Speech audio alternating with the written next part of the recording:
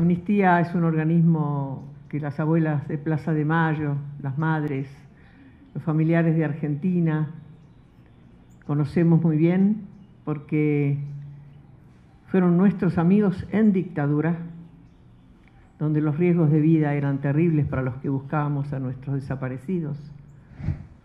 Y estuvieron acompañándonos, gestionando que hagamos cosas que no sabíamos qué hacer, porque empezamos una tarea que ninguna de nosotras hubiera pensado que teníamos que asumir. Teníamos otros proyectos, otra vida, financiando campañas largas, hasta de 2 meses, por Europa. En el año 81 hicimos 2 abuelas, 11 países, y guiados por Amnistía de cada uno de los países que visitábamos, con los contactos que no conocíamos nosotros, ni nos conocían, ni los conocíamos. Y llegar a explicar al mundo europeo, al mundo escandinavo, qué es lo que estaba pasando en nuestro país. Porque lógicamente la prensa monopólica publicaba mentiras, desinformaba más que informar, ocultaba.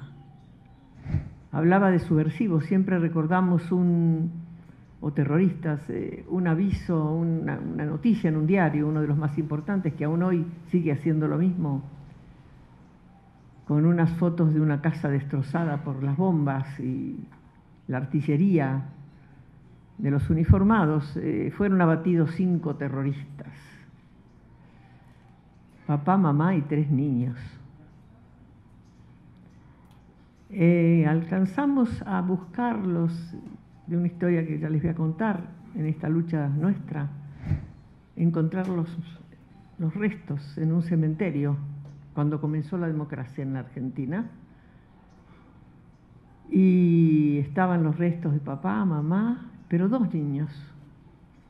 La bebita de pocos meses no estaba, había un cajoncito vacío, con una ropita vacía. Vacía digo porque los antropólogos forenses estudiaron con toda la modernidad si había habido un resto dentro de esa ropita, y no había habido nada. Todavía estamos buscando a esa niña, que seguramente alguno de los asesinos se la llevó. Bueno, Amnistía siguió. Nosotros hemos ido a Londres, hemos estado con la gente allá, yo recuerdo nombres de queridísimos amigos. En Argentina tenemos un espacio. Y Amnistía hoy acá quiere ofrecer nuevamente su contribución en este informe. Por eso quiero ponderar primeramente, antes de contar cosas, esta confianza que tienen que dispensar, pero a la vez también ayudar. Todo lo que ha dicho la compañera es un clamor. Ese clamor tiene que conmover corazones, personas. De acá tendrían que ir cada uno de los que estamos presentes a difundir y a decir, y vos vení, y vos también. ¿Sabes por qué? Porque esta persona, esta señora que le ha tocado esto, está haciendo esto no por ella solamente, está haciendo por vos, por ustedes, para que no te toque el día que te toque, que dijiste, ¿qué hice yo antes? Nada. Antes de llegar a eso hay que hacer. Nosotros en Argentina vivimos con dictaduras cívico-militares, o sea, militares y civiles, muy conformes y muy contentos con las dictaduras porque les venía muy bien para sus empresas, para sus condiciones sociales de riqueza, de impunidad, desde 1930. O sea que los de nuestra generación nos criamos en dictaduras permanentes. No había gobierno que llegara a cumplir su mandato cuando eran despojados, sacados de la casa de gobierno. Y venían con consignas de salvarnos, no sabemos nunca de qué, porque más que de salvarnos nos esclavizaban. Pero yo recuerdo que en aquella época, yo tengo ya 85 años, o sea que nací en el 30, con la dictadura primera, me formé en la escuela y no había televisión, nada, en la radio. Comunicado número 1, marcha militar, y anunciando la usurpación del poder. Papá no trabajaba, no íbamos a la escuela, y al día siguiente íbamos y seguíamos. Y yo, con lo que estoy haciendo ahora, quiero recordar, si vi pancartas, si vi fotos, si vi gestos de repudio para esas usurpaciones ilícitas, yo no las recuerdo. O sea que hemos aprendido en estos largos años, con un cambio mundial, estamos en el siglo XXI, que no hay que escuchar la marchita y al día siguiente seguir como si nada, porque algo está pasando. Algo ilícito que no debemos permitir. Por eso, la última dictadura cívico-militar llega a la Argentina el 24 de marzo del 76, y ya no pensábamos que era como de las tantas. Si bien ya había habido en la Argentina, en el 55, bombardeos a la Plaza de Mayo, que es la plaza principal, la histórica, donde está la Casa de Gobierno, a la Casa de Gobierno, bombardeo para derrocar al gobierno, donde mataron centenares de personas. También quiero pensar si había cartas y pancartas y marchas, y tampoco las hubo. Y hubo fusilamientos, y no vi los familiares, los conocí después, ahora, donde se unen las historias.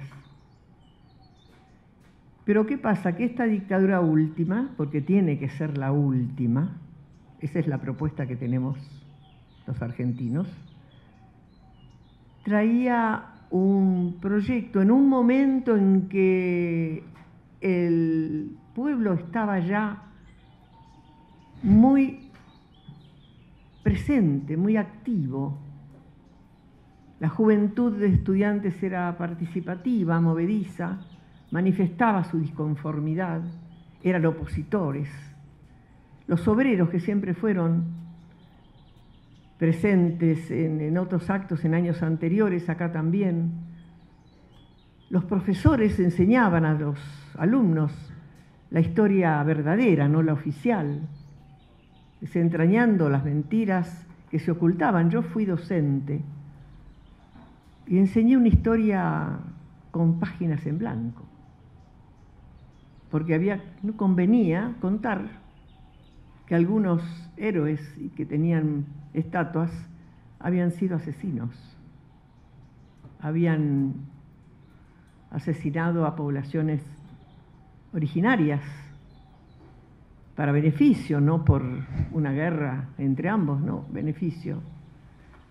Se habían apropiado también de bienes y de niños, pero los libros que yo leía para darle a mis alumnos no tenía esas páginas. Hoy estamos escribiendo las páginas de la historia, exigimos que se escriban las páginas de la historia para que se sepa quién fue quién. Y se están cambiando nombres de calles, de escuelas, de edificios. Y esperemos también, porque se ha cambiado de lugar en algunos casos, pero en otros no, algunas estatuas. Falta. Eso es simbólico, pero es visible y es bueno, porque preguntan, ¿por qué no está tal nombre acá? Y hay una explicación. O sea que hay una docencia colectiva que permite ir enseñándole a los jóvenes y a los niños este cambio de un revisionismo histórico necesario, que incluye, por supuesto, la última dictadura cívico-militar, que ya llegó, diferente a las otras, con un proyecto salvaje, perverso, que fue para imponer el robo de los bienes. Venía con un proyecto económico, proyecto cultural para volvernos muchos años atrás, traía como proyecto de la desaparición, esa palabra no existía, la muerte directamente, de todo aquel que fuera necesario porque perturbaba. Hubo un gobernador que dijo, vamos a matar, o vamos a hacer, a eliminar 3 millones. Vamos a eliminar a los activistas, a los subversivos, a los cómplices, hasta los indiferentes. O sea que aquel que no aplaudía su dictadura era indiferente y también iba a desaparecer. Y también agregaron, nos vamos a quedar con los niños de esos personajes para educarlos distinto, para formarlos a nuestra manera. Pero también fue para dejar un hueco negro en un país de desaparecidos vivos. Entonces, lejos de la quietud de mi infancia, acá hubo una presencia bastante generalizada, opositora y a riesgo de perder la vida. Y esos eran nuestros hijos.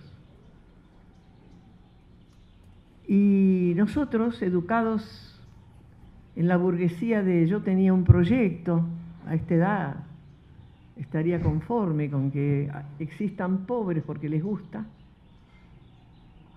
o a mí no me interesa porque no me tocó, o si a esa señora le secuestraron la hija, en algo andaba, por algo será. Era la consigna metida para separarnos, para que no tengamos la solidaridad de nadie, y los miedos. Mire que si ve, pierde, y cuando hay un allanamiento adentro, porque le va a pasar a usted, si usted mira, lo llevamos. Nuestros hijos se formaron en esa generación de muchos otros países, amigos, de esta patria grande que queremos tener. No fue solamente en Argentina, hubo dictaduras en otros países también, simultáneas. O sea, fue una cosa generacional, una fuerza que nació en una generación no esclava de una historia mentirosa y buscando la verdad. ¿Qué queríamos nosotros, los que teníamos esa pasividad de, bueno, cuidar la quintita propia, lo mío no se toca? Escuchamos a nuestros hijos y queríamos desalentarlos, decirles no hagan, estudiá, no, claro, estudiá, no pienses que sea un idiota útil como éramos nosotros. La sonrisa de mis hijos, tuve 4 estudiantes, 2 universitarias, 2 secundarios, era decirme, mamá, lo que vos hiciste en la escuela, como eras buena, fue caridad, fue limosna. Eso no sirve. Hay que cambiar. Nosotros queremos la justicia social, que era todos vivir bien, no que unos pocos muy bien y el resto mal. Y escuchamos sus argumentos y siempre yo repito algo que Laura, la mayor de mis hijas, en una reunión, tomando un café en una de las calles con ella, se casó muy joven. Le digo, Laurita, te tenés que ir del país, te van a matar, están matando a tus compañeros. Venís llorando todos los días cuando no vuelven o te enterás que los acribillaron en una calle. Te van a matar. Te sacamos del país, tenemos todo preparado. Siempre con ese ánimo. No me voy a ir del país, mi proyecto está acá. Y mamá, nadie quiere morir. Todos tenemos un proyecto de vida. Pero sabemos que miles de nosotros vamos a morir y nuestra muerte no va a ser en vano. Eso para mí fue la revelación de una voluntad de una joven que tenía todo, de dar hasta la vida por su país. Y desde ahí entendí, aprendí, tuve miedos, y cuando llegó el momento en que no volvió, en que no escribió, en que no me llamó por teléfono a la escuela, esa valentía hizo que yo saliera a la calle, sola, en dictadura. Miedo, y me podían secuestrar por molesta. Nadie me respondió, me cerraban las puertas. No hubo nada que me indicara qué podía hacer para saber dónde estaba. Y tuve la suerte de que otras señoras que ya estaban buscando a sus hijos me dijeran: vení, Estela. Y eso es lo que yo creo fue una idea inteligente de darnos las manos, porque la soledad nos consume y no llegamos a hacer nada. En grupo construimos una lucha, como dijo la compañera, todos juntos. Aunque pensemos distinto, aunque tengamos una condición social distinta, el juntarse sirvió para las abuelas de constituir un grupo formal tan particular, porque hoy nos miramos todavía y vemos que seguimos siendo distintas, culturalmente, religiosamente, políticamente, pero no importa, hay un tronco común, esos hijos, la maternidad, lo que está dentro, que dice: nunca hay que dejarlo. No van a poder hacerlo porque quieren. Por supuesto, es riesgoso. A mí me quisieron matar, vinieron a mi casa de noche. Me salvé porque Dios así lo quiso, pero me dio miedo. El periodismo me preguntó: ¿no tiene miedo, Estela? No, no. Y no es porque yo sea heroica ni distinta. Soy igual a miles de mujeres en el mundo que luchan. Porque los hijos son sagrados. ¿Y saben por qué? Porque las balas que veo en mi casa eran las mismas que tenía Laura cuando la mataron. Son los mismos. En democracia se mimetizan, pero no cambian. Y en estos procesos hay que hacer cambiar a esos grupos protegidos por los que le conviene que nosotros no existamos. Y como la perseverancia da frutos, las abuelas seguimos trabajando, somos menos, muchas ya no están, otras están enfermitas. Caminamos con bastón, pero yo siempre dije: porque nunca nos arrodillamos ante nadie para seguir con el objetivo de esta búsqueda, 2 generaciones. Y el premio de esta perseverancia es el encuentro de 119 nietos hasta ahora. Y bueno, en el año 14 encontré el mío, con sus 36 años. Y yo con mi amor de 36 años acumulado, el hijo de Laura, el que yo le prometí a ella en su tumba, porque a mí me entregaron el cuerpo. Tuve ese privilegio, entre comillas. Le prometí luchar por la justicia a ella y sus 30.000 y para encontrarle su hijito.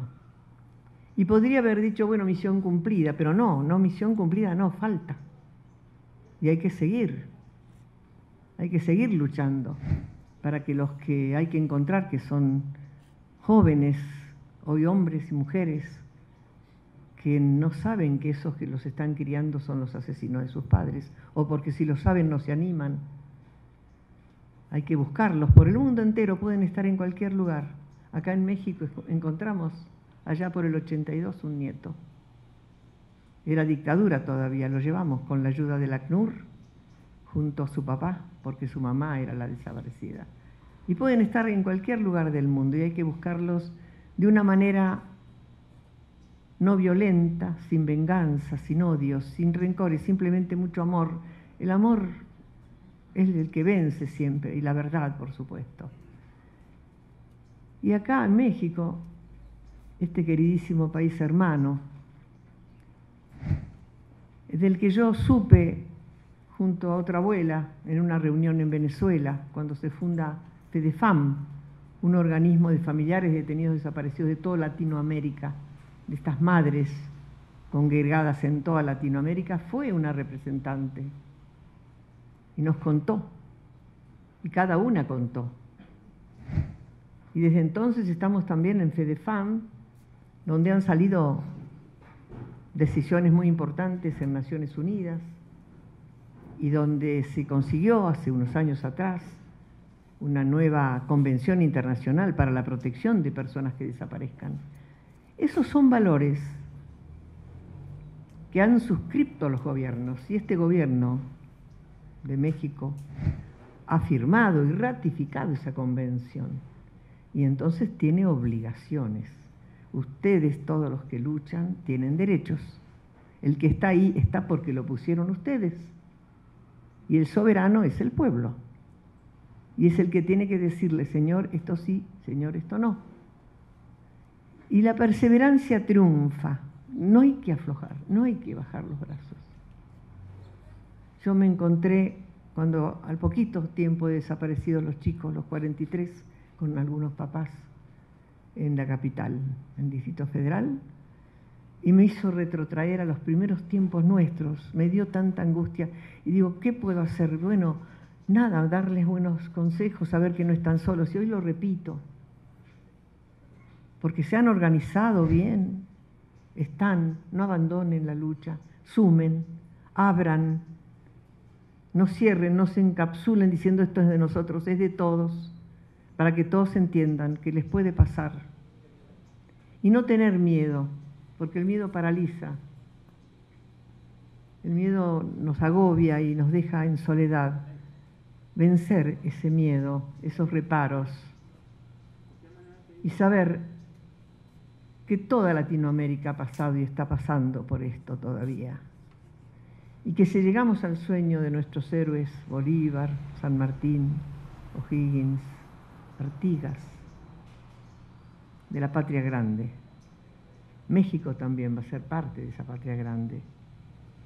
Se han hecho cosas en estos tiempos, Mercosur, UNASUR, etcétera, que une, y une también en esto. Nosotros hemos tenido gobiernos constitucionales desde el 83, la democracia más larga de nuestra historia. Han hecho cosas no suficientes y algunas no buenas, pero las hemos sabido protestar y sobrellevar hasta tener el último gobierno hasta el año pasado. En diciembre dejó la presidenta y su marido una obra declarada la década ganada, porque el compromiso del Estado fue pleno, total, se avanzó increíblemente, aún faltando reparaciones, convocatorias, participación, todo estuvimos. Hoy tenemos un nuevo gobierno y nos preocupa mucho, nos preocupa muchísimo lo que está haciendo. Así que vamos a seguir luchando para que nada de lo que conseguimos, como se dice, ni un paso atrás. Y eso con el diálogo, con la crítica, con la manifestación, con la presencia, la visibilidad, a ultranza. Buscar todo rinconcito donde se pueda sembrar para que nazca la luz. Y yo hoy quiero dejarles esto, el amor nuestro, el mensaje de una lucha, y saber que nunca van a estar solos, nosotros vamos a estar. Muchas gracias. Bueno, llevamos 38 años de lucha, entonces hay un pasado y un presente y un futuro en nuestra actividad de abuelas. El pasado es esa lucha, primero en soledad y luego inventando. Yo creo que se dio de que las que fuimos llegando, pues yo recuerdo cuando llegué dijeron, qué suerte, una maestra para hacer esto, para hacer aquello. Bueno, y ahí estuve. Y cada una puso lo suyo. Y siempre con el análisis creativo, teniendo en cuenta el momento en que estábamos viviendo, social, la oportunidad social de ver qué podíamos hacer. En dictadura era terrible. Salíamos del país para alertar en el exterior lo que pasaba, pero sabíamos que al volver nos podían secuestrar en el aeropuerto. Pero tomábamos, porque muchas de los esposos eran abogados, eran juristas, podían algunos de ellos tomar precauciones legales para protegernos. Nos esperaban en el aeropuerto para que llegáramos y no pasara absolutamente nada, porque habían secuestrado ya alguna madre con sus hijos en aviones. O sea que fuimos viendo el momento en que podíamos hacer algo y en la oportunidad de hacerlo. También teníamos entre las abuelas que buscaban sus nietos psicólogas, que también ayudaban. O sea, la conjunción social que se hace al formar el grupo es que aporta ideas diferentes. Yo como maestra siempre apunté a la formación y educación de lo que estaba pasando. Pero era en dictadura una manera, cuidándonos, aprendimos a tener actitudes de protección personal y grupal. Observamos al salir para ir a una reunión si había alguien medio raro en la esquina leyendo un diario y que parado hacía horas leyendo el mismo diario y la misma página. Los llamados telefónicos eran en clave, íbamos a escribirle una carta al Papa. Bueno, hacemos las cosas que pensamos para el de blanco. El que escuchaba, teléfonos intervenidos, no sabía de qué estábamos hablando. Vamos a comprar flores hoy, y era que íbamos a una confitería Las Violetas, porque eran las flores. Hacíamos reuniones en casa de familia con timbres, códigos. Empezamos a tener estrategias de sobrevivir para que no nos pasara nada. Y la protección grupal de todas, con la intervención de afuera, de los que sabían cosas como hacer recursos de habeas corpus. Primero los hacíamos nosotros, después tuvimos eso. Ya en democracia la cosa fue distinta porque se perdió el valor el horror, más que valor, el horror de las desapariciones de un Estado terrorista, porque nace un Estado de Derecho. Pero sabíamos que ese Estado de Derecho tenía obligaciones. Fíjense que pensamos, bueno, señoras todas, ahora nosotros no vamos a hacer más un grupo formal, porque el Estado de Derecho va a hacer lo que tiene que hacer. Nosotros vamos a ser colaboradoras. Vamos a darles información que tenemos, lo que hemos recabado, lo que hemos conseguido, porque habíamos ya encontrado niños en dictadura. Niños que habían sido secuestrados ya nacidos y que había un dato con una fotografía, un certificado, mucho más fácil que encontrar uno que nació en un campo de concentración, que hasta hoy las abuelas no saben si es varón o mujer, a quién se parece, cuándo nació, qué día. Esa incógnita en los ya nacidos no existía. Y nos dimos cuenta que era un error decir que teníamos que dejar de ser grupo, porque el Estado no hacía al principio lo que esperábamos que hiciera, que de hecho hizo, pero no lo suficiente. Y más después que hubo 2 leyes de impunidad terribles que dieron la libertad a todos los condenados y convivíamos en la calle con ellos. Un día fue un represor a la televisión, acompañado de un periodista, que había hecho un libro al respecto, y dice, sí, yo tiré vivos al mar 30 personas. Yo estaba en tal lugar, la casa de la Marina, la ESMA, hice esto y se fue a su casa, porque había impunidad, porque había obedecido órdenes. Entonces eso era tan aberrante que nunca nos paramos de ir, antes de que se sancionaran esas leyes, ante el Parlamento, decirle a los diputados y senadores, no aprueben una aberración tan grande, convivir con ellos, no retrocedan. Lloraban algunos con nosotros, pero hubo mayoría y se votó, y ahí seguimos luchando.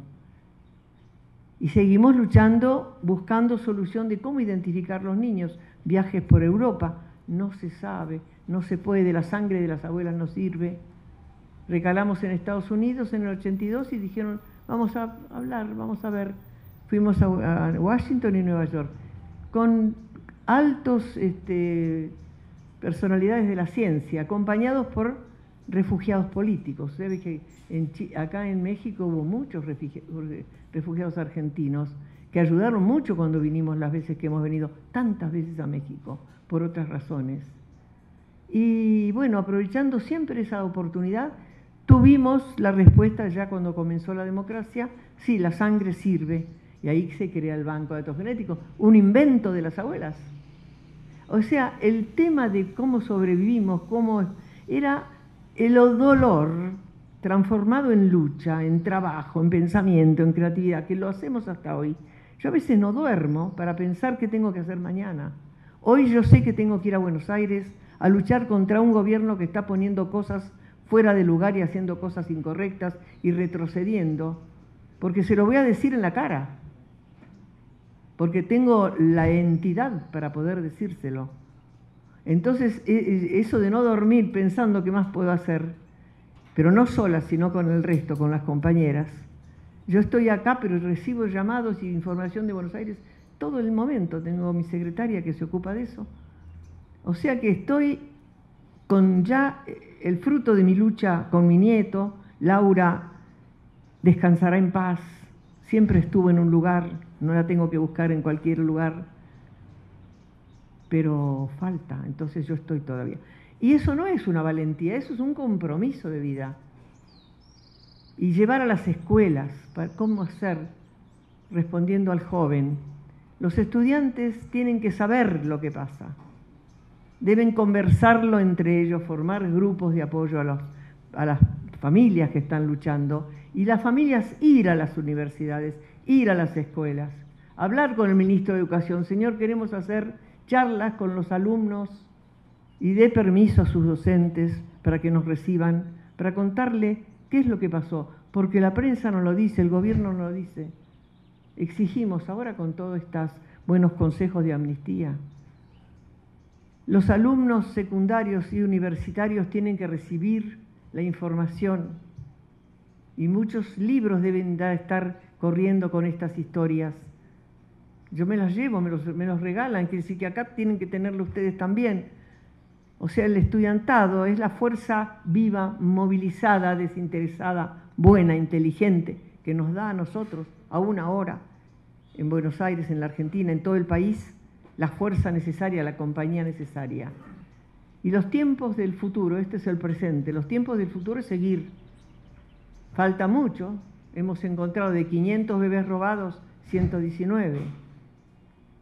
De los 30.000 asesinados después de las torturas, se han encontrado los antropólogos con restos que han devuelto a sus familias, pero faltan miles.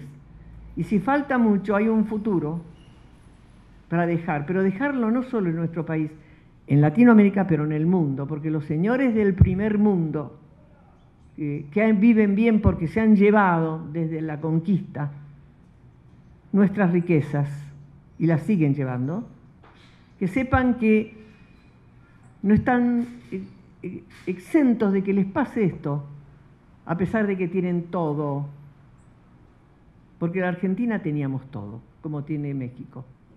Riquezas naturales, gente buena, inteligente, capacitada, y pasa. Allá pasó también en Argentina. Les puede pasar a ustedes, señores. Entonces no digan a mí, usted está en el globo terráqueo, está en la Argentina lo que pasó, pero también está pasando en Sri Lanka, en los países de Sudáfrica, en tantos otros países donde se están asesinando y desapareciendo personas, y nosotros vamos a ayudarlos. Yo estoy yendo a Naciones Unidas a hablar con ellos. Ese es mi presente para un futuro. Y qué bueno es si esta señora burguesa que pensaba hoy estar en un sillón, no con el rodete porque soy coqueta, pero sí, si era la misma de entonces, ver pasar la historia como si nada, sin meterme, y qué fácil es decir, ay, habría que hacer, pero yo qué hice, yo hoy sé qué hice, y qué bueno, es decir, el día que me vaya, saber que dejé algo para el otro, y ese es el futuro nuestro también.